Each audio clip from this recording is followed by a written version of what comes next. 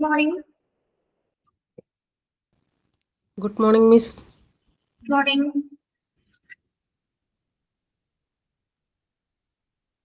കാണാൻ പറ്റുന്നുണ്ടോ?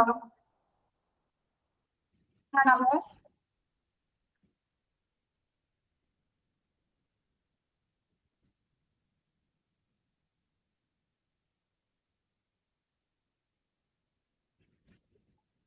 Hello, good morning. കാണാൻ പറ്റുന്നുണ്ടോ? പറ്റുന്നുണ്ട്. ഓക്കെ, ശരി. ക്ലിയർ ആയിട്ട് കേൾക്കാലോ? ക്ലിയർ ആയിട്ട് കേൾക്കാലോ? കേൾക്കാം. Okay. Yes. Hi, welcome to smart city consultancy.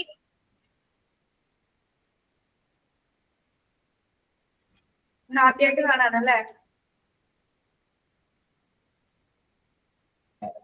നമുക്കൊന്ന് ജസ്റ്റ് ഒന്ന് പരിചയപ്പെടാം. മിസ്സിന്റെ പേര് അറിയാമോ? ക്ലാസ് കണ്ടിട്ടുണ്ടെങ്കിൽ അറിയാം.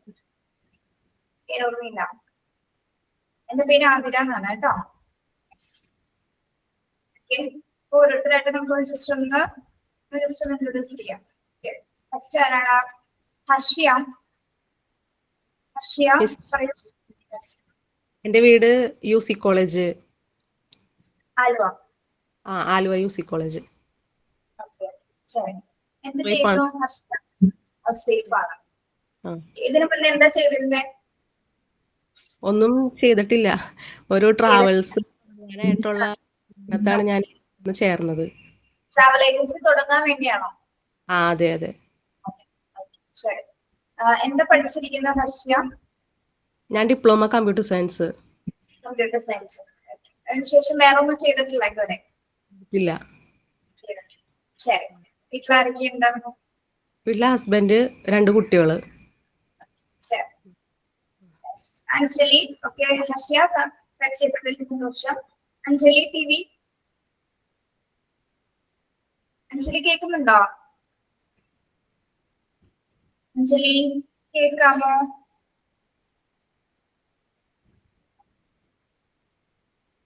നവ്യ. പറയൂ മാഡം, പറയൂ. ഹായ്, എവിടെയാണ്? ഞാൻ പട്ടാമ്പിയാണ്. പാലക്കാട്.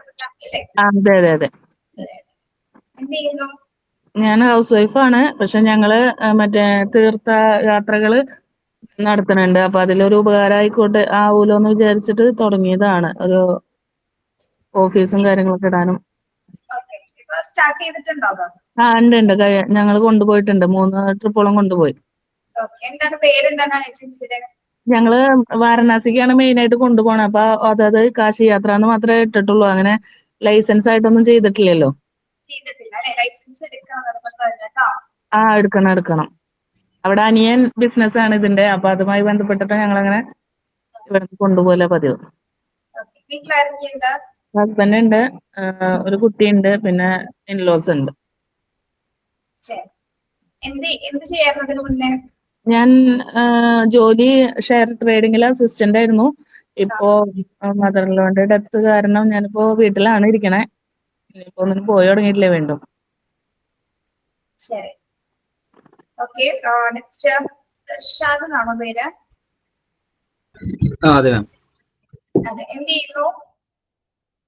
ഞാനിപ്പോ സെയിൽസ് എക്സിക്യൂട്ടീവ് അസിസ്റ്റന്റ് ആയിട്ട് വർക്ക് ചെയ്യാണ്. പ്രസ്റ്റീജ് എന്ന് പറഞ്ഞ കമ്പനി. കോഴിക്കോട്. പ്രോപ്പർ പ്ലേസ് അതാണോ? കോഴിക്കോട് തന്നെയാണോ? അതെ. ഏത് കമ്പനിയിലാ വർക്ക് ചെയ്യുന്നത് പറഞ്ഞേ? Prestige builders. ഓക്കെ, ശരി. അവിടെ സെയിൽസ് എക്സിക്യൂട്ടീവ് ആണല്ലേ? ഓക്കെ. സെയിൽസുമായി ബന്ധപ്പെട്ട കാര്യങ്ങളെല്ലാം നല്ലതായിട്ട് അറിയാലോ അല്ലേ? അത്യാവശ്യം കുഴപ്പമില്ല. എത്ര വർഷമായി വർക്ക് ചെയ്യുന്നു? ഞാനിപ്പം 4ാമത്തെ മാസമാണ്. 4 മാസം. അതിനു മുന്നേ എവിടെയായിരുന്നു? ഞാൻ ഡിഗ്രി ചെയ്തുകൊണ്ടിരിക്കുകയായിരുന്നു. അത് കഴിഞ്ഞ സമയത്താണ് എനിക്ക് ഇവിടെ കിട്ടിയിട്ടുള്ളത്. ഇത്രയും ഉള്ളോ സ്റ്റുഡൻസ്? വേറെ നിങ്ങള് ഫസ്റ്റ് ഇൻട്രൊഡക്ഷൻ ക്ലാസ്സിൽ കയറിയിട്ടുണ്ടായിരുന്നു നിങ്ങൾ എല്ലാവരും? ഇൻട്രൊഡക്ഷൻ ക്ലാസ് കേറിയായിരുന്നു. 2 ക്ലാസ് കഴിഞ്ഞതിലൊക്കെ കേറിയായിരുന്നു. അപ്പൊ അതില് അത്യാവശ്യം കുട്ടികൾ ഉണ്ടായിരുന്നോ? ഇത്രയും പേരുണ്ടായിരുന്നു? 5 കുട്ടികളോ 6 കുട്ടികളോ എന്തോ ഉണ്ടായേ. ഇനി കേറാനുണ്ടെന്നാ പറഞ്ഞത് സാറ്. ഉണ്ടല്ലേ? ഓക്കെ.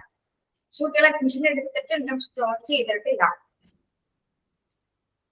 ഇത്രയും പേരേ ഉള്ളൂ അല്ലെ? എന്തുകൊണ്ടാണ് നിങ്ങൾ ഇങ്ങനെ ഒരു കോഴ്സ് തിരഞ്ഞെടുത്തതിന്റെ കാരണം എന്താ? ഹർഷിയ പറഞ്ഞു ഹർഷിയക്ക് ഒരു ഏജൻസി തുടങ്ങാനാണ് അല്ലെ? നവ്യം അങ്ങനെ തന്നെ. സർഷാദ് എന്താണ് ഇത് സെലക്ട് ചെയ്യാൻ കാരണം? ഒരു കോഴ്സ് എടുത്ത് വെക്കാം, ഒരു സർട്ടിഫിക്കറ്റ് കയ്യിൽ വെക്കുന്നത് എന്തുകൊണ്ട് നന്നായിരിക്കും തോന്നി, അതുകൊണ്ട് എടുത്തതാണ് ബേസിക്കലി. ഓക്കെ. അത് ജസ്റ്റ് ഒരു കോഴ്സിന് വേണ്ടി മാത്രം എടുത്താണോ? നമുക്ക് പറയാൻ പറ്റില്ലല്ലോ, കുറച്ച് കഴിഞ്ഞാൽ ഏത് മേഖലയിലാണ് വേണ്ടി തിരിയാൻ പറ്റുന്നത്. എവിടേക്കാണ് നമ്മള് രക്ഷപ്പെടുന്നതെന്ന് പറയാൻ പറ്റില്ല. ശരിയാണ് അല്ലെ? അതെ അതെ. ഡിഗ്രി ഏതായിരുന്നു സുഷാദ്? ബികോം ആയിരുന്നു, ബികോം ഫിനാൻസ്. ഓക്കെ, ശരി. കോഴിക്കോട് എവിടെയാണ് പ്ലേസ് ശരിക്കും പ്രോപ്പർ? ഞാൻ സ്ഥലം വരുന്നത് കറക്റ്റ് വരുന്നത് മാത്തോടെന്ന് പറയും. ഇവിടെ നോർത്ത് പറവൂർ റിലേറ്റ് ചെയ്ത് ആരും ഇല്ലല്ലോ. അഞ്ജലി കേൾക്കുന്നുണ്ടോ? അഞ്ജലി കേൾക്കാം മാം.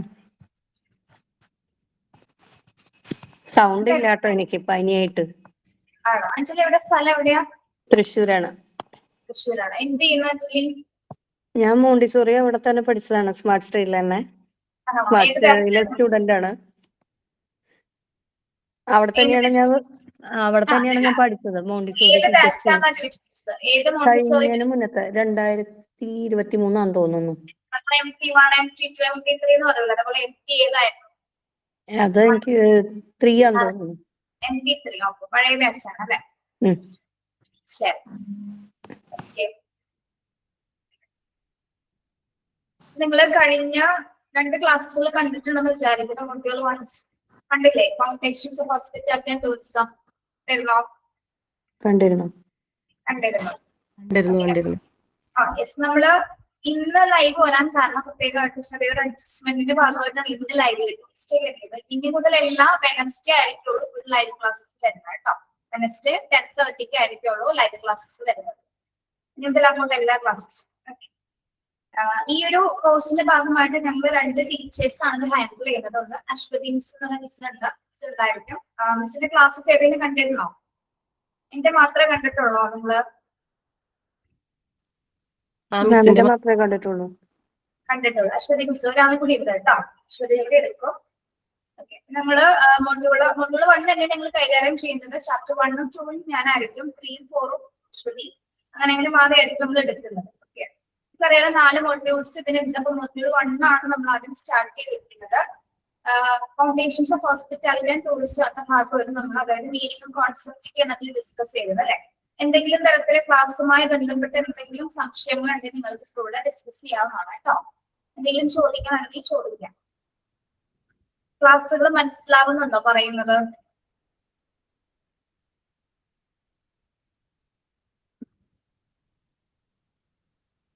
ഹലോ, കേൾക്കുന്നുണ്ടോ?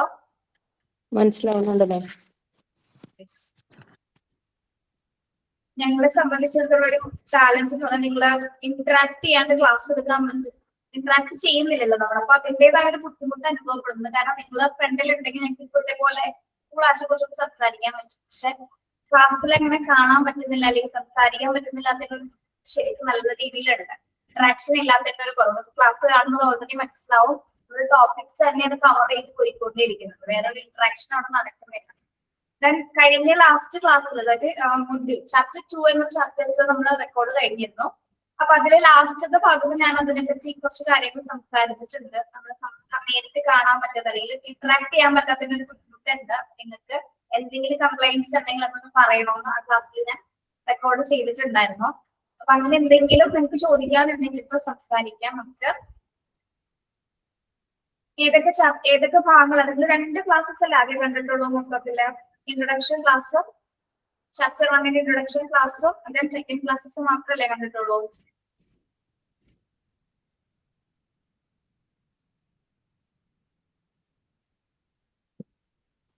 അതെ, 2 ക്ലാസ് മാത്രമേ കണ്ടിട്ടുള്ളൂ.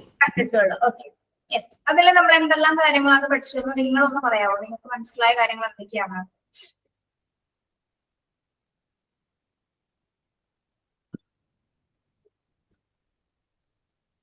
പറയേ. ആര് പറയാം? നവ്യ ഒന്ന് പറഞ്ഞേടോ. മാഡം അതിന്റെ മീനിങ് എന്താന്ന് പഠിച്ചു, ഏതെല്ലാം മേഖലകളിലാണ് അത് പ്രവർത്തിക്കേണ്ടതെന്ന് പഠിച്ചു, എങ്ങനെയൊക്കെയാണ് അതിനെ ഗ്രൂം ചെയ്യേണ്ടത്, എങ്ങനെയൊക്കെയാണ് അതിനെ ഇതാവേണ്ടതെന്നെല്ലാം ഡീറ്റെയിൽ ആയിട്ട് പറഞ്ഞു. എന്താണ് ഹോസ്പിറ്റാലിറ്റി? ഹോസ്പിറ്റാലിറ്റി എന്ന വേർഡ് എവിടെ നിന്നാണ് ഉത്ഭവിച്ചത്? ഒറിജിൻ ചെയ്ത് വരുന്നതാണ് ലാറ്റിൻ വേർഡിൽ ഹോസ്പിറ്റൽ അല്ലെ? യെസ്. അതിന്റെ മീനിങ് എന്താണ്? ഗസ്റ്റും ഹോസ്റ്റും ആയിട്ടുള്ള റിലേഷൻഷിപ്പ്. ആതിഥേയനല്ലേ അതിഥി എന്നാണ് അതിന് അർത്ഥം വരുന്നത് അല്ലെ? അതെ. എന്താണ് അത് അർത്ഥമാക്കുന്നത്? ഹോസ്പിറ്റാലിറ്റി എന്ന വാക്കുകൊണ്ട് നമ്മൾ അർത്ഥമാക്കുന്നത് എന്താണ്? ആ ഒരു കോൺസെപ്റ്റ് നമുക്ക് തരുന്നത് എന്ത് തരം റിലേഷൻഷിപ്സ് ആണ് നമ്മൾ അതിൽ ഡിസ്കസ് ചെയ്യുന്നത്?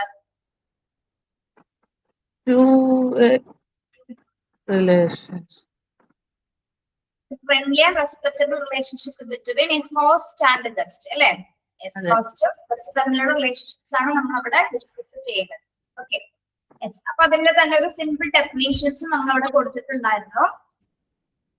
പിന്നെ ഹോസ്പിറ്റാലിറ്റി എവിടെയൊക്കെയാണ് ഇൻക്ലൂഡ് ചെയ്ത് നിൽക്കുന്നത് അല്ലെ? എവിടെയൊക്കെയാണ്? ഹോട്ടൽസിൽ മാത്രമാണോ എക്സ്റ്റെൻഡ് ചെയ്ത് നിൽക്കുന്നത്? ഹോട്ടൽസിൽ മാത്രമാണോ? എവിടെയൊക്കെ എക്സിസ്റ്റ് ചെയ്യുന്നുണ്ട്? Restaurants, hospitals, offices, travel agencies, education institutions, corporative environments, tourist places and even that conference venues. ഇവിടെ എല്ലാം തന്നെ എന്ത് കാണാൻ സാധിക്കും? നമുക്ക് ഹോസ്പിറ്റാലിറ്റി കാണാൻ സാധിക്കും. ഓക്കെ. യെസ്. ക്ലാസ് എത്ര പ്രാവശ്യം കണ്ടു? ഒരു പ്രാവശ്യമാണോ കാണുന്നത് ക്ലാസ്? എത്ര തവണയാണോ കാണുന്നത്? ഒരു തവണ ക്ലാസ് കണ്ടു, 2 പ്രാവശ്യം നോട്ട് വായിച്ചു. ശരി. ഇനി ഹോസ്പിറ്റാലിറ്റി എന്ന ടേമിൽ നമ്മൾ എന്തെല്ലാം കാര്യങ്ങൾ, അതായത് ഈ ഒരു ഇൻഡസ്ട്രി തന്നെ നമ്മൾ അവര് ഗസ്റ്റിനെ ഇൻവൈറ്റ് ചെയ്ത് ഗസ്റ്റിനെ സ്വീകരിക്കുക എന്ന ഒരു കോൺസെപ്റ്റ് ആണ് നമ്മൾ ഇതിൽ വരുന്നത്. അതിഥികളെ ഏറ്റവും നല്ല രീതിയിൽ എക്സ്പീരിയൻസ് ചെയ്തുകൊണ്ട് റിസീവ് ചെയ്യാന്നുള്ളതാണ് നമ്മുടെ ഈ ഒരു കോൺസെപ്റ്റ്. ഏതൊക്കെ രീതിയിലായിരിക്കണം നമ്മൾ അവരെ റിസീവ് ചെയ്യേണ്ടത്? വരുന്ന ഗസ്റ്റിനെ നമ്മൾ എങ്ങനെയൊക്കെ ആയിരിക്കണം അവരെ റിസീവ് ചെയ്യേണ്ടത്? അല്ലെങ്കിൽ ഏതൊക്കെ സർവീസസ് ആണ് അവർക്ക് ആദ്യം നമ്മൾ കൊടുക്കേണ്ടത്? എങ്ങനെയായിരിക്കണം നമ്മൾ അവരെ ആദ്യം റിസീവ് ചെയ്യേണ്ടത്? വരുന്ന ഗസ്റ്റ് വരുവാണെങ്കിൽ നമ്മൾ ആദ്യം എങ്ങനെയായിരിക്കണം അവരെ സ്വീകരിക്കേണ്ടത്? എങ്ങനെയായിരിക്കണം? ഒരു അൺഹാപ്പി ഫേസസ് കൊടുത്തിട്ടാണോ നമ്മൾ അവരെ സ്വീകരിക്കേണ്ടത്? അൺഹാപ്പി ഫേസ് ആണോ കൊടുക്കേണ്ടത്? പറയൂ. എങ്ങനെയായിരിക്കണം? With politeness, care and professionalism, with a smile അല്ലെ? ഏറ്റവും നല്ല സ്മൈലോട് കൂടിയായിരിക്കും നമ്മൾ അവിടെ സ്വീകരിക്കേണ്ടത് അല്ലെ? മറ്റുള്ളവരോട് സംസാരിക്കുമ്പോൾ എപ്പോഴും എങ്ങനെയായിരിക്കണം? വളരെയധികം വിനയത്തോട് കൂടിയായിരിക്കും നമ്മൾ അവരെ വെൽക്കം ചെയ്യേണ്ടത്. അതുപോലെ എന്താണ്? കെയർ കൊടുക്കണം അല്ലെ? കെയർ ആൻഡ് സപ്പോർട്ട് ഏറ്റവും നല്ല രീതിയിൽ അവർക്ക് നമുക്ക് കൊടുക്കാൻ സാധിക്കണം. അതോടൊപ്പം തന്നെ എന്താണ്? ഹോസ്പിറ്റാലിറ്റിയിൽ ഏറ്റവും ഇമ്പോർട്ടന്റ് ആയി നിൽക്കുന്ന ഒന്നാണ് പ്രൊഫഷണലിസം എന്ന് പറയുന്നത് അല്ലെ? എന്താണ് പ്രൊഫഷണലിസം എന്ന് പറയുന്നത്? What is professionalism? ഒരാള് പ്രൊഫഷണൽ ആവാന്ന് നമ്മൾ എങ്ങനെയാ പറയാ? ഒരാള് പ്രൊഫഷണൽ ആവാന്ന് പറയുന്നത് എങ്ങനെയാ?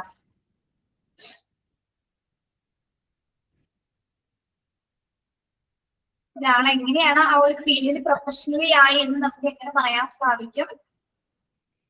അതിൽ നമ്മൾ എക്സ്പേർട്ട് ആകുമ്പോഴല്ലേ നമ്മൾ അതിൽ പ്രൊഫഷണൽ ആയി എന്ന് പറയാൻ സാധിക്കുന്നത്. ശരിയാണോ?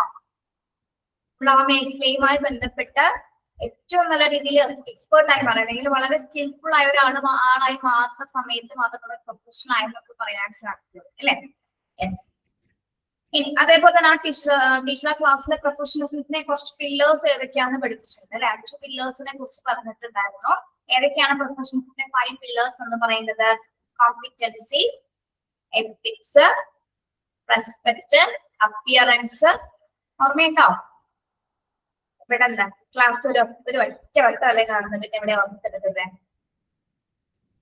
അല്ലേ? ഓക്കെ.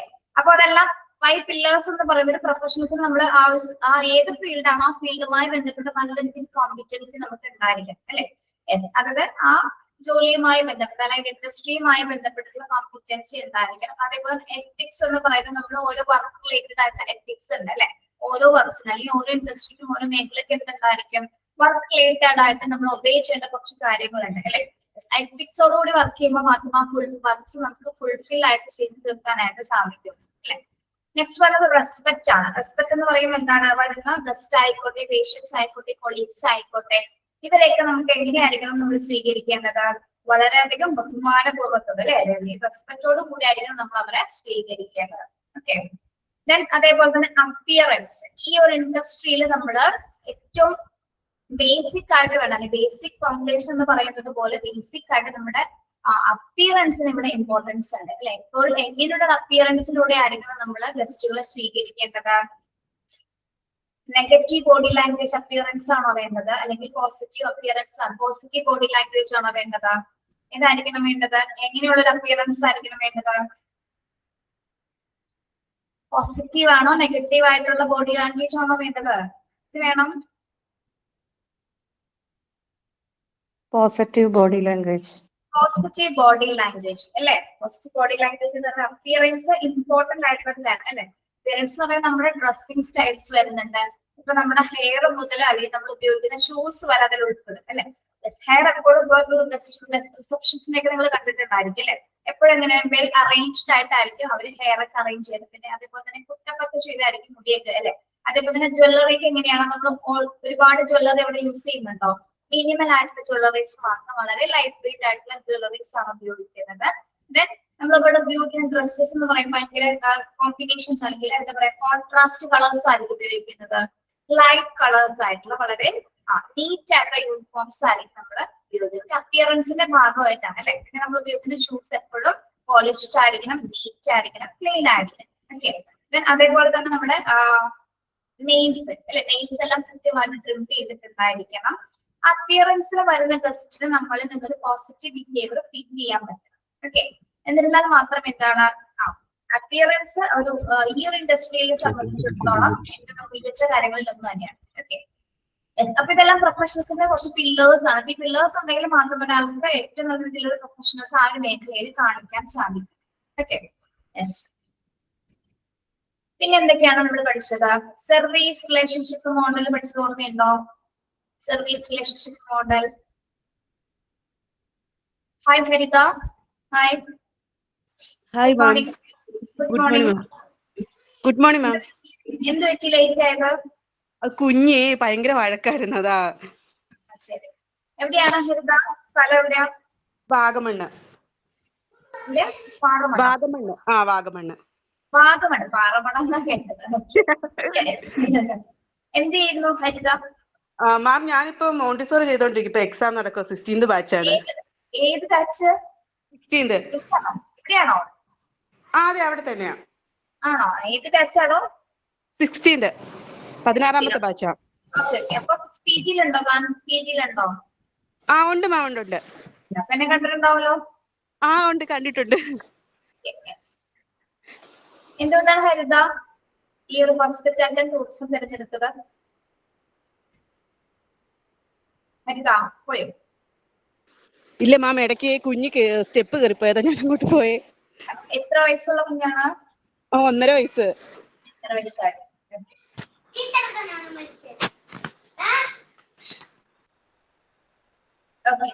നമ്മളിപ്പോ ജസ്റ്റ് ഇവരൊക്കെ ഒന്ന് എല്ലാവരും പരിചയപ്പെട്ട ജസ്റ്റ് എടുത്ത ഭാഗങ്ങൾ ഒന്ന് ഡിസ്കസ് ചെയ്തുകൊണ്ടിരിക്കുന്നുള്ളൂ കേട്ടോ. വേറെ പ്രത്യേകിച്ചൊന്നും നമ്മള് പറഞ്ഞിട്ടില്ല. ഓക്കെ. ഹരിത ഒന്ന് പറയാമോ എന്തുകൊണ്ടാണ് ഈ കോഴ്സ് തിരഞ്ഞെടുക്കുന്നത്? മാം, മറ്റേത് ഞാൻ പഠിച്ച ഒരു ടീച്ചർ ആവണമെന്ന് ആഗ്രഹം ഉണ്ടായിരുന്നു. അപ്പൊ നമുക്ക് ജോലി കിട്ടുമോ എങ്ങനെയാന്ന് അറിയത്തില്ല. അപ്പൊ എങ്ങനെയാലും ഒരു ജോലി കിട്ടണം എന്നുള്ള ഇതുകൊണ്ട് നമ്മുടെ ഇവിടെ ടൂറിസത്തിന് നല്ല വേക്കൻസി ഒക്കെ ഉള്ളതുകൊണ്ടേ അതാ കൂടുതലും നോക്കിയത്. അതെ മാം, അതെ. ഒന്നില്ലെങ്കിൽ വേറൊരു ജോലി. അതാ. നല്ലൊരു മനസ്സാണ് അങ്ങനെ തീരുമാനിക്കാൻ പറ്റുന്നത്. Thank you ma'am. ക്ലാസ് കണ്ടിരുന്നോ ഹരിത? 2 ഞാന് ഒന്ന് ഓപ്പൺ ആക്കി നോക്കി മാം. എക്സാം ആയതുകൊണ്ടേ എല്ലാം കൂടെ ഒരുമിച്ച് കാണാൻ പറ്റുന്നുണ്ട് അല്ലെ? അതെ. അതേപോലെ വീക്കിലി നമ്മുടെ എല്ലാ വീക്കും ബുധനാഴ്ച 10:30 ക്ലാസ് ലൈവ് ഉണ്ടായിരുന്നു കേട്ടോ. അപ്പൊ അതിൽ കയറാൻ നോക്കുക മാക്സിമം. ശരി. ബാക്കിയുള്ളവർ ശ്രദ്ധിക്കുക. നമ്മൾ സർവീസ് റിലേഷൻഷിപ്പ് മോഡലാണ് പിന്നെ നോക്കിയത് അല്ലെ?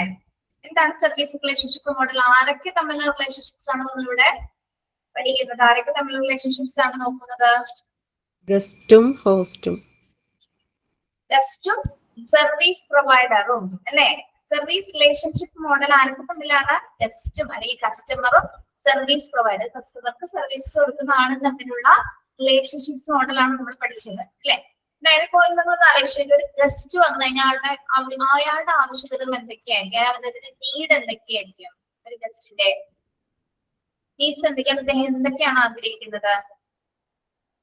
നിങ്ങൾക്ക് എല്ലാവർക്കും PDF കാണാൻ പറ്റുന്നില്ല ഇവിടെ കാണിച്ചിരിക്കുന്നത്? കാണുന്നുണ്ടോ? PDF കാണുന്നുണ്ടോ? കാണുന്നുണ്ട്. അതിൽ നോക്കി ഉത്തരം പറഞ്ഞോളൂ.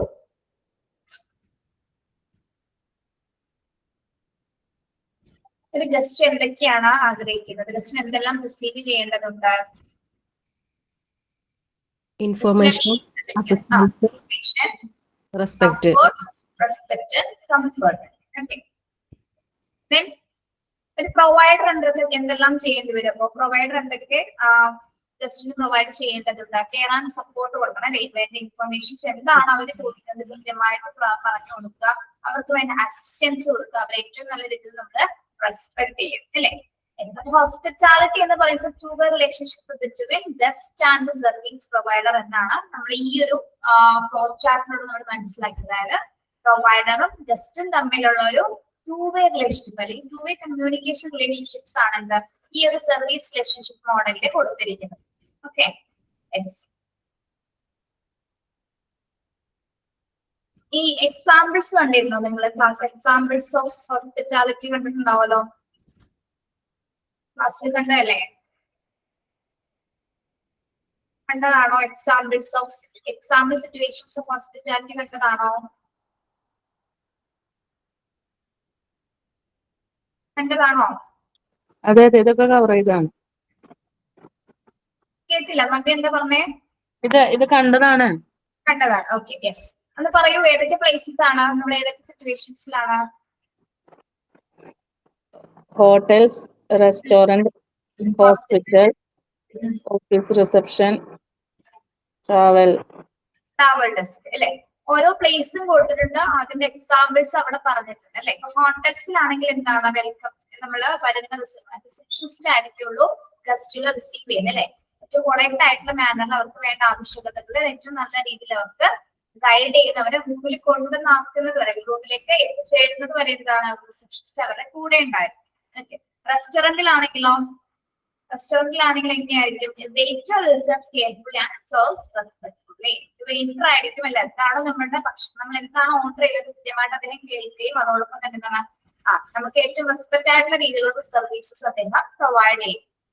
ഇനി ഒരു ഹോസ്പിറ്റൽ ആണെങ്കിൽ എങ്ങനെയാണ് ഹോസ്പിറ്റാലിറ്റി സർവീസസ് പ്രൊവൈഡ് ചെയ്യുന്നത്? പ്രധാനമായും ഒരു നഴ്സ് ആയിരിക്കും അല്ലെ. Nurse supports A patient with kindness. വരുന്ന പേഷ്യൻസിന് ഏറ്റവും കൈൻഡ്നസോട് കൂടി എന്താണ് വേണ്ട സപ്പോർട്ട്സ് പ്രൊവൈഡ് ചെയ്യുന്നത് അത് നഴ്സ് ആയിരിക്കും ഒരു ഹോസ്പിറ്റലിൽ. ഇനി ഒരു ഓഫീസ് റിസപ്ഷനിലാണെങ്കിലോ റിസപ്ഷനിസ്റ്റ് അസിസ്റ്റ് വിസിറ്റേഴ്സ് കാൻഡി അല്ലെ. ഒരു ഓഫീസ് റിസപ്ഷനെ സംബന്ധിച്ചിടത്തോളം വരുന്ന വിസിറ്റേഴ്സിന് പ്രത്യേകിച്ച് ഒരു റിസപ്ഷനിസ്റ്റ് എന്താണ് ഏറ്റവും കാമായിട്ട് തന്നെ അവരെ വെൽക്കം ചെയ്ത് അവർക്ക് വേണ്ട ആവശ്യകതകൾക്ക് വേണ്ടി അസിസ്റ്റ് ചെയ്യും. ഓക്കെ, ദെൻ ഇനി ഒരു ട്രാവൽ ഡെസ്ക് ആണെങ്കിലോ ട്രാവൽ ഡെസ്കിന്റെ ഡ്യൂട്ടി എന്താണ് അവർക്ക് കൊടുക്കുന്ന ഹോസ്പിറ്റാലിറ്റി നേച്ചർ അസിസ്റ്റ് ടൂറിസ്റ്റ് വിത്ത് ബുക്കിംഗ്സ് അല്ലെ. ട്രാവൽ ഡെസ്കിനെ സംബന്ധിച്ചിടത്തോളം കൊടുക്കുന്ന ഹോസ്പിറ്റാലിറ്റി സർവീസ് എന്ന് പറയുമ്പോൾ എങ്ങനെയാണ് ഏജന്റ് ആയിരിക്കും പ്രത്യേകിച്ച് ടൂറിസ്റ്റ് പ്ലേസുമായി ബന്ധപ്പെട്ടിട്ടുള്ള ബുക്കിംഗ്സ് പ്രൊസീജിയേഴ്സും കാര്യങ്ങളും ആയിരിക്കുള്ളൂ ഒരു ട്രാവൽ ഡെസ്കിലെ ഏജന്റ് കൈകാര്യം ചെയ്യും. ഓക്കെ, അപ്പോ this are the example situation of hospitality. അതിന്റെ എക്സ്പ്ലനേഷൻസ് ആണ് നമ്മൾ നോക്കിയത്. ഈ ഒരു ഭാഗത്ത് എന്തെങ്കിലും സംശയം ഉണ്ടോ നിങ്ങൾക്ക്? ക്ലിയർ ആണോ?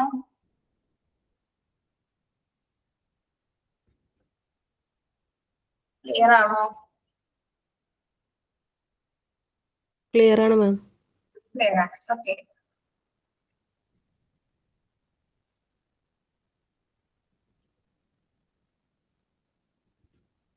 നെക്സ്റ്റ് വരുന്നത് ഫീച്ചേഴ്സ് ഓഫ് ഹോസ്പിറ്റാലിറ്റി ആണ്. എന്തൊക്കെ ഫീച്ചേഴ്സ് ആണെന്ന് ഓർമ്മയുണ്ടോ? എന്തെങ്കിലും പഠിച്ചത് ഓർമ്മയുണ്ടോ? ഹോസ്പിറ്റാലിറ്റിയുടെ ഫീച്ചേഴ്സ് എന്തൊക്കെയാണ്? ഇവിടെ നമ്മൾ ഏതെങ്കിലും ഒരു ഒബ്ജക്റ്റിനാണോ നമ്മൾ കോൺസെൻട്രേറ്റ് ചെയ്യുന്നത്? ഏതെങ്കിലും ഒബ്ജക്റ്റിന് ഏതെങ്കിലും വസ്തുവിനാണോ നമ്മൾ ഇവിടെ ഇമ്പോർട്ടൻസ് കൊടുക്കുന്നത്? മറിച്ച് എന്തിനാണ്? Service based main product is not an object but a service experience അല്ലെ. ഇവിടെ നമ്മള് ഒരു പ്രൊഡക്റ്റിനല്ല, ഒരു വസ്തുവിനല്ല നമ്മുടെ ഇമ്പോർട്ടൻസ് കൊടുക്കുന്നത്, മറിച്ച് എന്തിനാണ്? മികച്ച അനുഭവത്തിനാണ്. അല്ലെങ്കിൽ വരുന്ന ഗസ്റ്റുകൾക്ക് ഏറ്റവും നല്ല എക്സ്പീരിയൻസ് സർവീസ് ചെയ്തുകൊണ്ടാണ്, അല്ലെങ്കിൽ സർവീസ് കൊടുത്തോട്ട് അവർക്ക് മികച്ച അനുഭവം ഉണ്ടാക്കിയെടുക്കുന്നതാണ് ഇതിന്റെ മെയിൻ ഫീച്ചർ എന്ന് പറയുന്നത്. ഓക്കെ, നമ്മുടെ ഒബ്ജക്റ്റിനെ നമ്മൾ കേന്ദ്രീകരിച്ചുകൊണ്ടല്ല അതിന്റെ മെയിൻ ഫീച്ചർ വരുന്നത്. എന്തിനാണ്? സർവീസ് എക്സ്പീരിയൻസിനാണ് അവിടെ നമ്മൾ ഇമ്പോർട്ടൻസ് കൊടുക്കുന്നത്. ഓക്കെ, നെക്സ്റ്റ് ഫീച്ചർ എന്ന് പറയുമ്പോൾ എന്തായിരുന്നു? Production and consumption happen together. The service is forward with the customer is present. ഇവിടെ എപ്പോഴാണ് സർവീസസ് നടക്കുന്നത്? എപ്പോഴാണ് സർവീസസ് നടക്കുന്നത്? എപ്പോഴാണ്? കസ്റ്റമർ ഉള്ളപ്പോൾ മാത്രമാണ് നമുക്ക് അവർക്ക് സർവീസസ് പ്രൊവൈഡ് ചെയ്യാൻ സാധിക്കുന്നത് അല്ലെ. കസ്റ്റമർ ഉള്ളപ്പോൾ മാത്രമാണ് നമ്മൾ അവരുടെ സർവീസസ് പ്രൊവൈഡ് ചെയ്യുന്നതാണ് മറ്റൊരു ഫീച്ചർ എന്ന് പറയുന്നത്. പിന്നെ human interaction is next feature എന്ന് പറഞ്ഞതായിരുന്നു. Human interaction is central behavior, tone, grooming and attitude matter deeply.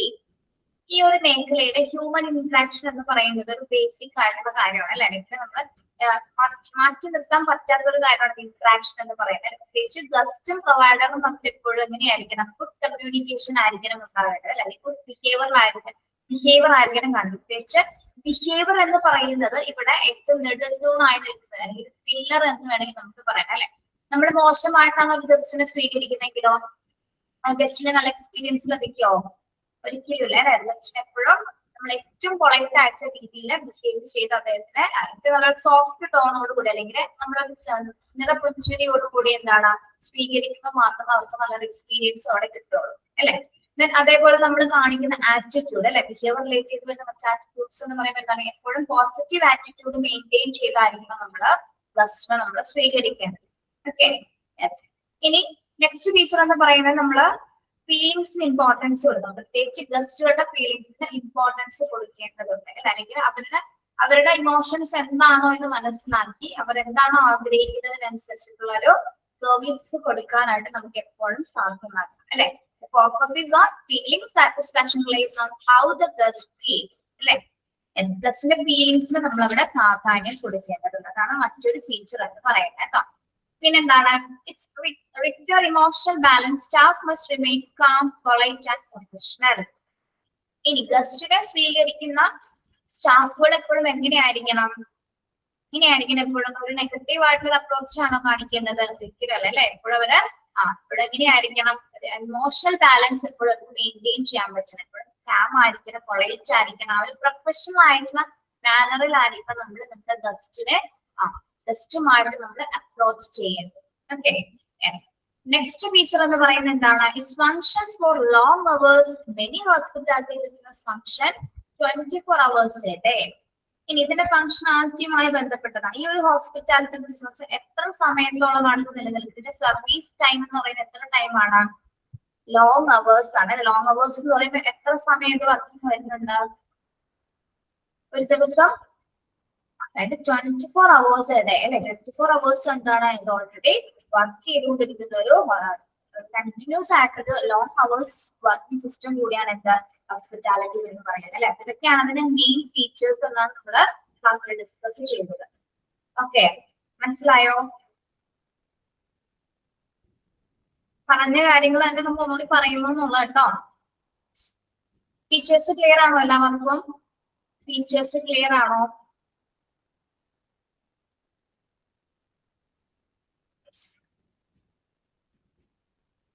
Service delivery പ്രോസസ്സിന്റെ ക്ലാസ് കണ്ടിരുന്നോ? സർവീസ് ഡെലിവറി പ്രോസസ് കണ്ടിരുന്നോ? കണ്ടിരുന്നു. ഓക്കെ, ഓർമ്മയുണ്ടോ നിങ്ങൾക്ക് സർവീസ് ഡെലിവറി പ്രോസസ് എങ്ങനെയാണ്? ഫസ്റ്റ് സ്റ്റെപ്പ് മുതൽ അവസാന സ്റ്റെപ്പ് വരെ എങ്ങനെയാണ് കാര്യങ്ങൾ അതിന്റെ? ഗസ്റ്റ് അറൈവല്, ഗസ്റ്റ് ഇന്ററാക്ഷൻ, പിന്നെ സർവീസ് എക്സ്പീരിയൻസ്, ഗസ്റ്റ് ഫീഡ്ബാക്ക്, പിന്നെ ഡിപ്പാച്ചർ. ഗസ്റ്റ് വരുന്നു, അവരുമായിട്ട് ഇന്ററാക്ട് ചെയ്യുന്നു, അവർക്ക് നല്ല എക്സ്പീരിയൻസ് കിട്ടുന്നു. ആ എക്സ്പീരിയൻസിലൂടെയാണ് ഗുഡ് ഫീഡ്ബാക്ക് നമുക്ക് കളക്ട് ചെയ്യാൻ പറ്റുന്നത്. അതിനുശേഷം എന്താണ്? ഗസ്റ്റിന് നമ്മൾ അവിടെ നിന്ന് വിട്ടയക്കുന്നത്. ഇതാണ് ഒരു നോർമൽ സർവീസ് ഡെലിവറി പ്രോസസ് എന്ന് പറയുന്നത്. പക്ഷെ ഇത് വളരെ ഫ്ലോ ചാർട്ടിൽ ഇത് വളരെ സിമ്പിൾ ആണ്, പക്ഷെ ഇത് റിയൽ പെർഫോമൻസ് റിയൽ ആയിട്ട് നടക്കുന്ന സമയത്ത് അതിൻ്റെതായിട്ടുള്ള പ്രൊസീജിയേഴ്സിലൂടെയാണ് കടന്നു പോകുന്നത് അല്ലെ.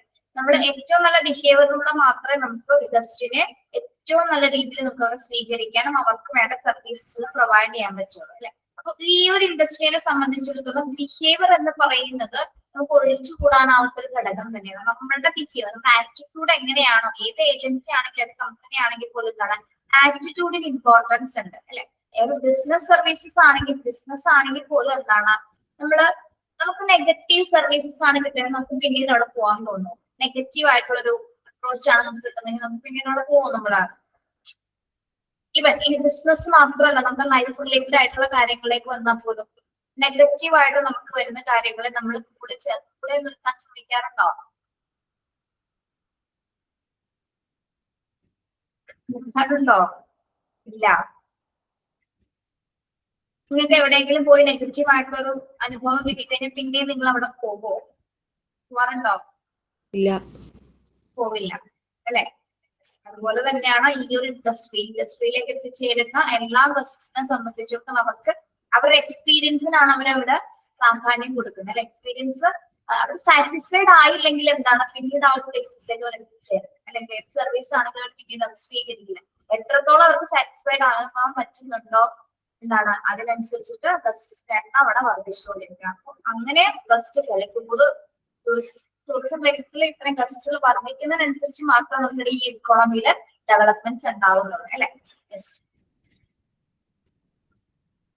സംസ്ഥാനത്തില് ഏറ്റവും GDP-യുടെ മൊത്തം എടുത്ത് നോക്കുകയാണെങ്കിൽ ഏകദേശം ഏറ്റവും കൂടുതൽ വരുമാനം ലഭിക്കുന്ന ഒരു ഇൻഡസ്ട്രി നമുക്ക് ഇത് തന്നെയാണ് അല്ലെ.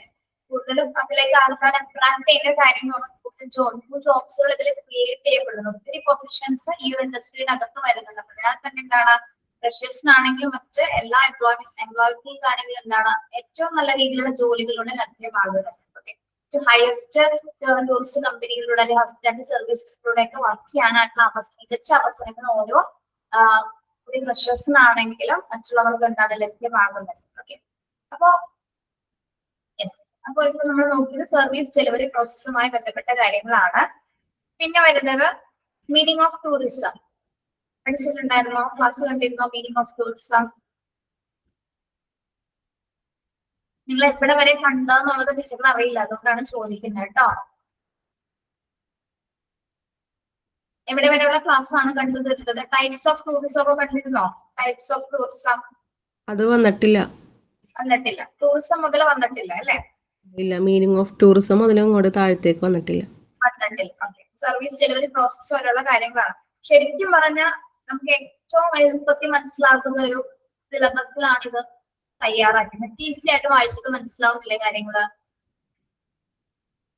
അങ്ങനെയാണ് ടെക്സ്റ്റ് ബുക്ക് പോയിരിക്കുന്നത് അല്ലെ. സിലബസ് വളരെ പെട്ടെന്ന് ഗ്രാസ്പ് ചെയ്യാൻ പറ്റുന്ന രീതിയിലുള്ള ഒരു സിലബസ് ആണ്. ചില കാര്യങ്ങൾ ചില ഭാഗങ്ങളിൽ എത്തുമ്പോൾ മാത്രം നമ്മൾ പുതിയ പുതിയ കാര്യങ്ങൾ പഠിക്കുന്നുള്ളൂ. ഓക്കെ. ഇനിയിപ്പോ ഇതിലെല്ലാം ഈ മൊഡ്യൂൾ 1-ലെ കുറച്ച് ചാപ്റ്റേഴ്സ് എന്ന് പറയുന്നത് നമ്മുടെ ബേസിക് ആയിട്ടുള്ള ടൂറിസവും ഹോസ്പിറ്റാലിറ്റിയുമായി ബന്ധപ്പെട്ടിട്ടുള്ള കുറച്ച് മെയിൻ ബേസിക് കാര്യങ്ങൾ മാത്രമേ ഉള്ളൂ. അല്ലെങ്കിൽ ഡിപ്പാർട്ട്മെന്റ് ഏതൊക്കെയാണ്, ഏതൊക്കെ സെക്ടർ ആണ്, അതിന്റെ മീനിങ്ങും കോൺസെപ്റ്റും റിലേഷൻഷിപ്സ് ഒക്കെ മാത്രം നമ്മൾ ഇതിലേക്ക് വരുന്നു. പിന്നെ ഇനിയുള്ള ചാപ്റ്റേഴ്സിലൊക്കെയാണ് പ്രത്യേകിച്ച് ഇംഗ്ലീഷുമായി ബന്ധപ്പെട്ട അല്ലെങ്കിൽ നമ്മുടെ കമ്മ്യൂണിക്കേഷൻസുമായി ബന്ധപ്പെട്ടിട്ടുള്ള കുറച്ച് കാര്യങ്ങൾ വരുന്നുണ്ട്. പിന്നെ അതിനുശേഷമാണ് സർവീസ് ഡിപ്പാർട്ട്മെന്റ്സിലെ പ്രൊസീജിയേഴ്സ് എന്തൊക്കെയാണെന്നുള്ളത്. കുറച്ചും കൂടി പോകുന്നതിനനുസരിച്ചിട്ട് കുറച്ചും കൂടി ഡീപ്പായിട്ട് എക്സ്പ്ലനേഷൻസ് വന്നുകൊണ്ടിരിക്കും. അല്ലെങ്കിൽ നമുക്ക് പഠിക്കാനുള്ള ഭാഗങ്ങൾ കുറച്ചും കൂടി കൂടുന്ന രീതിയിൽ, അതായത് ഇപ്പൊ ഇതിലെല്ലാം ചെറിയ പോയിന്റ്സ് ആണ്. കുറച്ചും കൂടി നമുക്ക് കുറച്ചും കൂടി വലിയ പാരഗ്രാഫിലേക്ക് പോകുന്ന രീതിയിലാണ് ഈ മൊഡ്യൂൾസിൽ പോകുന്നതനുസരിച്ച് വരുന്നത്. എന്നിരുന്നാൽ പോലും നിങ്ങൾക്ക് പഠിക്കാൻ എളുപ്പമുള്ള രീതിയിലാണ് അതിന്റെ സിലബസ് വന്നിരിക്കുന്നത്. അപ്പൊ എന്ത് സംശയം ഉണ്ടെങ്കിൽ ലൈവ് ക്ലാസ്സിൽ കയറുന്ന സമയത്ത് നിങ്ങൾക്ക് ചോദിക്കാവുന്നതാണ്. ഓക്കെ. ഇനി ക്ലാസ്സുകളിൽ എന്തെങ്കിലും മനസ്സിലാവുന്നില്ലെന്നാണെങ്കിൽ അത് പിന്നീടുള്ള ലൈവ് ക്ലാസ്സസ് കയറുമ്പോൾ അറ്റ്ലീസ്റ്റ് ആ ഒരു ഭാഗം ക്ലിയർ ആയിട്ടില്ല എന്ന് വ്യക്തമായിട്ട് ചോദിക്കാൻ ഞങ്ങൾക്ക് അറിയാവുന്നത് പോലെ ഞങ്ങള് മാഡം നിങ്ങൾക്ക് പറഞ്ഞു തരും അല്ലെ. മാക്സിമം എത്രത്തോളം മനസ്സിലാക്കാൻ പറ്റുന്നുണ്ടോ അത്രത്തോളം ഞങ്ങള് പറഞ്ഞു തരാനാണ് ശ്രമിക്കുന്നത്. ഓക്കെ. വേറെ എന്തെങ്കിലും ചോദിക്കണമെങ്കിൽ ചോദിക്കാം. നമ്മൾ എടുത്ത ഭാഗങ്ങൾ ഏകദേശം ഡിസ്കസ് ചെയ്ത് കഴിഞ്ഞു. ഇത്രയും ഭാഗങ്ങളാണ് എടുത്തിരിക്കുന്നത്. ഇനിയുള്ള ക്ലാസ്സുകളിൽ നെക്സ്റ്റ് ലൈവില് നെക്സ്റ്റ് ലെവൽ ചിലപ്പോ അശ്വതി മിസ് ആയിരിക്കും ചിലപ്പോ കേട്ടോ. ഞാനായിരിക്കില്ല, അശ്വതി ആയിരിക്കുള്ളൂ. അശ്വതി എടുത്ത ഭാഗങ്ങൾ ക്ലാസ്സുകൾ കണ്ടു കഴിയുമ്പോൾ അതുമായി ബന്ധപ്പെട്ട കാര്യങ്ങൾ നിങ്ങൾക്ക് അശ്വതിയായിട്ട് ഡിസ്കസ് ചെയ്യാവുന്നതാണ് കേട്ടോ. നിങ്ങൾ ഇങ്ങോട്ട് ഇന്ററാക്ട് ചെയ്താലേ നമ്മുടെ ഈ ലൈവ് ക്ലാസ് കുറച്ചുകൂടി ഭംഗിയാവുള്ളൂ, ആവുള്ളൂ. അല്ലെങ്കിൽ ഞാൻ ഇങ്ങനെ പറഞ്ഞുകൊണ്ടേയില്ല. നിങ്ങൾ എല്ലാവരും ഒരു പർപ്പസിന് വേണ്ടിയിട്ടാണ് ഇപ്പൊ ഈ ഒരു കോഴ്സ് ജോയിൻ ചെയ്തിരിക്കുന്നത് അല്ലെ. നമ്മുടെ ഒരു എന്താ പറയാ ലൈഫ് ഏറ്റവും നല്ല രീതിയിൽ മുന്നോട്ട് കൊണ്ടുപോകാൻ വേണ്ടി നിങ്ങളിപ്പോ ഒരു സംരംഭകയാകാൻ പോവാണ് അല്ലെ. ഇതിന് മുന്നേ ചെയ്തിട്ടുണ്ടോ ഇങ്ങനെ ട്രാവൽ ഏജൻസീസ് ചെയ്തിട്ടുണ്ടോ? പണ്ടെങ്ങാനും ചെയ്തിട്ടുണ്ടോ?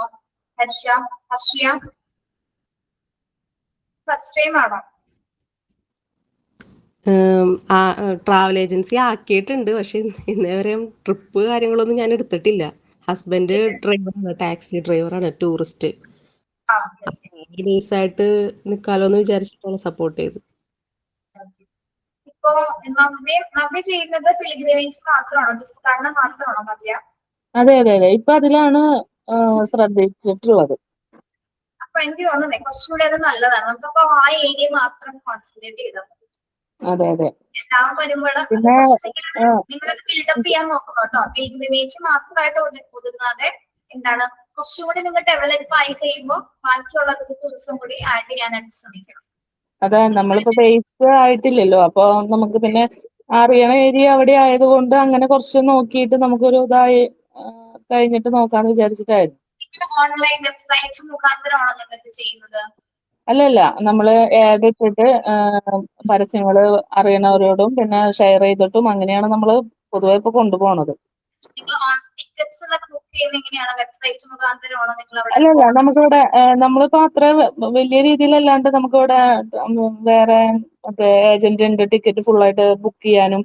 പിന്നെ ഫുള്ള് നമ്മൾ ഹസ്ബൻഡിന്റെ നാട് അവിടെയാണ്, അപ്പൊ അവിടെ ഫുള്ള് ലിങ്ക് ഉണ്ട്. അതുകൊണ്ട് നമുക്ക് പിന്നെ വേറെ ടെൻഷനൊന്നും ഇല്ല, വിശ്വസിക്കാതെ അങ്ങനെ നമുക്ക് അതിന്റെ ബുദ്ധിമുട്ടുകളൊന്നും ഇല്ല. അപ്പൊ നിങ്ങൾ ഏകദേശം എത്ര പേരെയാണ് കൊണ്ടുപോകുന്നത് യാത്രയില്?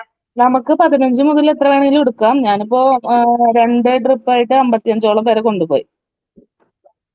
55. 3 യാത്രകളാണ് നടത്തിയിട്ടുള്ളത് അല്ലേ? അതെ അതെ അതെ.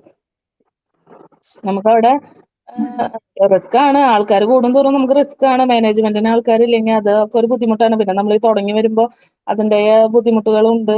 അങ്ങനെ ചെറിയ രീതിയിലായ കാരണം കൊണ്ട് വലിയ അധികം ആൾക്കാരെ എടുക്കുമ്പോൾ നമുക്ക് അതിൻ്റെതായ റിസ്ക് ഉണ്ട്. പിന്നെ നിങ്ങൾ ഈ കോഴ്സും കൂടി നമുക്ക് അഡീഷണൽ സർട്ടിഫിക്കറ്റ് ക്വാളിഫിക്കേഷൻ കൂടി കിട്ടാതെ അതാണ്. അപ്പൊ നമുക്ക് ഒന്നുകൂടി ധൈര്യമാണല്ലോ. കുറച്ചുകൂടി നല്ലതായിരിക്കും. അതെ അതെ. ഇപ്പൊ എല്ലാ ടൂറിസ്റ്റുകളും ഇപ്പൊ നോക്കുന്നത് ലൈസൻസ് അല്ലെങ്കിൽ ഓതറൈസ്ഡ് ആയിട്ടുള്ള ഏജൻസികളാണ് നോക്കുന്നത്. പക്ഷെ അവർക്ക് ട്രസ്റ്റ്ഫുൾ ആയിരിക്കണം അല്ലെ, വിശ്വസിക്കാൻ പറ്റണം അല്ലെ. അപ്പൊ അതിന് കുറച്ചും കൂടി എന്താണ് ക്വാളിഫിക്കേഷൻസ് ഈ ഒരു മേഖലയിൽ അത്യാവശ്യം നമ്മൾ അത് സ്കിൽഡ് ആയിരിക്കുന്നത് നല്ലതായിരിക്കും. നമുക്ക് ഇത് മെയിൻ ആയിട്ട് നമുക്ക് ലൈസൻസിന്റെ ആവശ്യം എന്താന്ന് വെച്ചാൽ നമുക്ക് ലീഗലായിട്ട് മുന്നോട്ട് പോയാലാണ് ഇതെന്താ വെച്ചാൽ നമുക്ക് എന്നെ സംബന്ധിച്ചോളം നമ്മൾ വയസ്സായവരാണല്ലോ കൂടുതൽ നമ്മളിൽ വരിക. അവർക്ക് ആരോഗ്യപരമായിട്ട് ബുദ്ധിമുട്ടുകളും നമ്മുടെ കാലാവസ്ഥ മാറുമ്പോഴും അതിന്റെ ബുദ്ധിമുട്ടുകളൊക്കെ ആവുമ്പോൾ ഹോസ്പിറ്റൽ കേസ് കാര്യങ്ങളും അതുപോലെ ചിലപ്പോൾ ഡെത്ത് വരെ സംഭവിക്കാം. അങ്ങനെ ഉണ്ടായിട്ടുണ്ട്. അപ്പോ എന്നുവെച്ചാൽ നമ്മുടെ സാഹചര്യങ്ങളും അവർക്ക് ആരോഗ്യ പ്രശ്നങ്ങളും വരുമ്പോ അപ്പോ അതിനൊക്കെ നമുക്ക് എന്തായാലും നിയമപരമായിട്ട് കാര്യങ്ങൾ ചെയ്യണമെങ്കിൽ ലൈസൻസ് ഇല്ലാതെ പറ്റില്ലല്ലോ. അത് നമുക്ക് പറയാൻ പറ്റില്ല, കാരണം ഇതിന്റെ ഇടയിൽ എന്തെങ്കിലും കോംപ്ലിക്കേഷൻസ് ഭയങ്കര റിസ്ക് ആണ്. റിസ്ക് ഉണ്ട്, നല്ല രീതിയിൽ റിസ്ക് ഉണ്ട്. അപ്പൊ അതിന്റെ അതോറിറ്റി ആയിട്ട് നമ്മുടെ ഓതറൈസ്ഡ് ആയി കഴിഞ്ഞാൽ നമുക്ക് പ്രശ്നമില്ല, പ്രശ്നമില്ല. എന്നാൽ പോലും ഒരുപാട് ലക്ഷ്യങ്ങൾ ഉണ്ടാവട്ടെ, പിൽഗ്രിമേജ് ഒതുക്കരുതെന്നാണ് ഞാൻ പറയുന്നത് കേട്ടോ. അതെ, നമ്മളിവിടെ ഹസ്ബൻഡിന്റെ ഫാമിലി ആയിട്ട് മുന്നേ തന്നെ തന്നെയാണ് കൂടുതൽ പരിപാടികൾ. അപ്പൊ പിന്നെ ഞാനും അങ്ങനെ കുറച്ച് വർഷങ്ങൾ എടുക്കും. അതെ വളരെ കുറച്ചധികം സമയം എടുക്കും. നമുക്ക് പെട്ടെന്നൊന്നും ഒരു ബേസ് ഉണ്ടാക്കിയെടുക്കാൻ പറ്റിയ മേഖലയല്ല അത്. അത്യാവശ്യം നിങ്ങൾ നല്ലോണം വർക്ക് ചെയ്യേണ്ടി വരും. അതെ, മെയിനായിട്ട് നമ്മുടെ മുഖഭാവം ഒരിക്കലും അവരോട് കാണിക്കാൻ പറ്റില്ല. അതാണ് ഏറ്റവും വലിയ കാര്യം. കാരണം അവരെങ്ങനെയാണ് നമ്മളോട് പെരുമാറുന്നത് അതനുസരിച്ച് കേട്ടിരിക്കുന്നേ പറ്റുള്ളൂ. അതന്നെ, അത്രേ ഉള്ളൂ. മാം വേറൊരു കാര്യം ചോദിക്കാവുന്നത്, നമുക്ക് സ്റ്റഡി മെറ്റീരിയൽ എങ്ങനെയാണ് പ്രൊവൈഡ് ചെയ്യണ, കിട്ടില്ലേ? സ്റ്റഡി മെറ്റീരിയൽസ് നിങ്ങൾക്ക് ടെക്സ്റ്റ് ബുക്ക് അവൈലബിൾ അല്ലേ കയ്യിലില്ലേ? ഇല്ല, ഇത് കിട്ടിയിട്ടില്ല, അവരൊന്നും പറഞ്ഞിട്ടില്ല. ടെക്സ്റ്റ് ബുക്ക് നമുക്ക് 4 പൊട്ടികളുടെ ടെക്സ്റ്റ് ഉണ്ട്. അതെങ്ങനെയാന്നുള്ളത് ഇവിടെ നിങ്ങൾക്ക് PROs ആരെങ്കിലും കോൺടാക്ട് ചെയ്യുന്നുണ്ടോ നിങ്ങളെ? ഇല്ല, ആദ്യം ആ ജയദേവൻ സാർ മാത്രമാണ് ആദ്യം ഇൻട്രൊഡക്ഷൻ തന്നത്. ഫീസും കാര്യങ്ങളും എക്സാമിന്റെ കാര്യങ്ങളും മാത്രം പറഞ്ഞു. പക്ഷെ എന്നെ ബന്ധപ്പെട്ട കുട്ടി പറഞ്ഞത് മെറ്റീരിയൽ കിട്ടുന്നാണ് പറഞ്ഞത്. PDF ആയിട്ടോ ബുക്കായിട്ടോ വേണമെങ്കിൽ തരാന്ന് പറഞ്ഞിട്ടുണ്ടായിരുന്നു. പക്ഷെ ഒന്നും പിന്നെ പറയണ കേട്ടില്ല. കേട്ടോ 4 ടെക്സ്റ്റ് ബുക്ക് ഉണ്ട്. മൊഡ്യൂൾ 1, 2, 3, 4 4 ടെക്സ്റ്റ് ബുക്ക് ഉണ്ട്. അതിപ്പോ എങ്ങനെയാണ് നമ്മൾ അടുത്ത ക്ലാസ് ഞാൻ ചോദിച്ചിട്ട് പറയാം കേട്ടോ. ഞാൻ വിചാരിച്ചിട്ട് ഓൾറെഡി ടെക്സ്റ്റ് കിട്ടിയിട്ടുണ്ടെന്ന് ഓർത്തിട്ടാണ് നമ്മള് എനിക്ക് കിട്ടിയിട്ടില്ല. ഞാനത് കാരണം ഇപ്പൊ നോട്ട് എഴുതിയിട്ടാണ് ഉപയോഗിക്കുന്നത്. കാരണം നമുക്കിതിപ്പോ ഒന്ന് നോക്കണമെങ്കിൽ അത് കിട്ടിയായിരുന്നോ? ഹർഷിക്ക് ടെക്സ്റ്റ് ബുക്ക് കിട്ടിയിട്ടുണ്ടോ? അഞ്ജലി, ഹർഷിയ ഇല്ല, കിട്ടിയിട്ടില്ല. കിട്ടിയിട്ടില്ല. നിങ്ങൾ കോൺടാക്ട് ചെയ്തില്ലേ ടെക്സ്റ്റ് ബുക്കിന് വേണ്ടി? ഇല്ല, ഞങ്ങളുടെ ആദ്യത്തെ ക്ലാസ് ഇതായിരുന്നു. ഇന്നലെ തൊട്ടാ തുടങ്ങിയത്. ആണല്ലേ? ഓക്കെ. ആ യെസ്, ഓക്കെ. അപ്പൊ അത് ചോദിച്ചിട്ട് പറയാം എങ്ങനെയാണെന്ന്. പിന്നെ വേറെന്താണ് ചോദിക്കാനുള്ളത്? നിങ്ങൾക്ക് അധികം ബുദ്ധിമുട്ടൊന്നുമില്ലാത്ത രീതിയിൽ മനസ്സിലാക്കാൻ വരുന്ന ടോപ്പിക്സ് അല്ലേ ഇതിലെല്ലാം വരുന്നത്? ഇത്രയ്ക്ക് കൺഫ്യൂഷൻസ് ഒന്നും പറയേണ്ട കാര്യങ്ങളൊന്നുമില്ല അതില്. എനിക്ക് തോന്നി ക്ലാസ്സുകൾ കണ്ടിട്ട് മനസ്സിലാക്കിയെടുക്കാൻ പറ്റുന്നുണ്ടല്ലോ. മനസ്സിലാക്കാൻ പറ്റുന്നുണ്ട് മിസ്സേ. അതൊന്ന് പറയണോട്ടോ. നിങ്ങൾ എന്തെങ്കിലും പറഞ്ഞാൽ നമുക്ക് അതിനനുസരിച്ച് ഇമ്പ്രൂവ് ചെയ്യാൻ പറ്റുള്ളൂ. എന്തെങ്കിലും പ്രോബ്ലം ഉണ്ടെന്നുണ്ടെങ്കിൽ അത് പറഞ്ഞിട്ട് ഏറ്റവും വലിയ പ്രശ്നം വെച്ചാൽ ഇന്ററാക്ട് ചെയ്യാൻ പറ്റാത്തത് ഭയങ്കര ഒരു ബുദ്ധിമുട്ടാണ്. അങ്ങനെ വെറുതെ ആരും മുന്നിലില്ലാതെ റെക്കോർഡ് ചെയ്യാന്ന് പറയുന്നത് ഭയങ്കര ഒരിടത്തും കംഫർട്ടബിൾ അല്ല. പക്ഷെ എന്നിരുന്നാൽ പോലും നമ്മുടെ ഒരു ക്ലാസ്സിന്റെ അറേഞ്ച്മെന്റ്സ് ഇങ്ങനെ ആയിപ്പോയി അല്ലെ. സ്റ്റുഡൻസ് കുറവായതുകൊണ്ടാണ് നമ്മൾ ഓൾറെഡി ഇങ്ങനെ റെക്കോർഡഡ് ക്ലാസ്സുകളായിട്ട് പോകുന്നത് കേട്ടോ. അല്ലെങ്കിൽ അത്യാവശ്യം സ്റ്റുഡൻസ് വരുന്നത് ലൈവ് ആകും. ലൈവ് ആക്കാനായിട്ടുള്ള രീതിയിലുള്ള തീരുമാനങ്ങൾ എടുക്കും. സ്റ്റുഡൻസ് കുറവായതുകൊണ്ട് മാത്രമാണ് റെക്കോർഡഡ് ആയിട്ട് ഇങ്ങനെ പോകുന്നത്. ആഴ്ചയിൽ ഒരു ദിവസം മാത്രം വീക്കിലി നമ്മൾ ലൈവില് വരുന്നത്. ഓക്കെ. ഇനി വരുന്ന ക്ലാസ്സുകൾ എന്തെങ്കിലുമൊക്കെ സംസാരിക്കാൻ ശ്രമിച്ചാൽ കുറച്ചുകൂടി അല്ല നല്ലതായിരുന്നു. മാഡം, ഈ ലൈവില് വരുമ്പോ കഴിഞ്ഞ ദിവസം പഠിപ്പിച്ചത് വീണ്ടും റിപ്പീറ്റ് ചെയ്യുന്നേ ചെയ്യുള്ളൂ എപ്പോഴും? റിപ്പീറ്റ് ചെയ്തില്ല. ഞാൻ എന്തൊക്കെയോ പഠിച്ചത്. നിങ്ങൾക്ക് എന്താണ് അതിലുള്ള സംശയങ്ങൾ എന്ന് ചോദിക്കാം. പിന്നെ നമ്മൾ പഠിച്ച ഭാഗങ്ങൾ കൂടി നമ്മൾ ഡിസ്കസ് ചെയ്യും. അന്ന് അങ്ങനെയാണ്. അല്ലാതെ അന്ന് വേറെ പോർഷൻ കംപ്ലീറ്റ് ചെയ്യില്ല. ഇല്ല, അന്ന് പോർഷൻസ് വേറെ ഒന്നും എടുക്കില്ല. ഇതുവരെ നിങ്ങൾ കണ്ട ക്ലാസ്സിനെ ബേസ് ചെയ്തിട്ടുള്ള ഒരു ക്ലാസ് ആയിരിക്കും അടുത്ത ലൈവ്. അപ്പോ നെക്സ്റ്റ് വീക്കിൽ വരുമ്പോ ബുധനാഴ്ചയാണെങ്കിൽ അപ്പൊ ഇതുവരെ എടുത്ത ക്ലാസ്സുകൾ അന്ന് ചർച്ച ചെയ്യും. എല്ലാ ക്ലാസ്സുകളും നിങ്ങൾക്ക് അറിയാൻ പറ്റുള്ള ടോപ്പിക്സ് ഏതൊക്കെയാണെന്ന് കടന്നു പോയത്. ഓക്കെ. അപ്പൊ അങ്ങനെ ടോപ്പിക്സുകളൊന്ന് നോട്ട് ചെയ്ത് പോവാ. കാണുന്ന ക്ലാസ്സുകൾ ഏതൊക്കെയാണ്. ഹെഡ് പോയിന്റ്സ് ഉണ്ടാവില്ല. ഓരോന്നിന് ഹെഡ് പോയിന്റ്സ് മാത്രം നോട്ട് ചെയ്ത് പോവാം. ഓക്കെ. പിന്നെ വേറെ എന്തെങ്കിലും ചോദിക്കാനുണ്ടോ? ആർക്കെങ്കിലും? അഞ്ജലിക്ക് എന്തെങ്കിലും ചോദിക്കാനുണ്ടോ? അഞ്ജലി? ഇല്ല മാം. ഇല്ല. ഓക്കെ ആണ്. നിങ്ങൾക്ക് ക്ലാസ് ഒക്കെ കണ്ട് മനസ്സിലാകുന്നുണ്ട്. അത്രയും പറഞ്ഞാൽ മതി. മനസ്സിലാവുന്നുണ്ടോ? ക്വസ്റ്റ്യൻസ് ഒന്നും കണ്ടിട്ടില്ലല്ലോ. ഒരു ചാപ്റ്റർ തീരുമ്പോഴാണ് നമ്മൾ ക്വസ്റ്റ്യൻ ഇടുന്നത് കേട്ടോ. ചാപ്റ്റർ കംപ്ലീറ്റഡ് ആവുന്നതായിരിക്കും ക്വസ്റ്റ്യൻസ് തരുന്നത്. ഓക്കെ.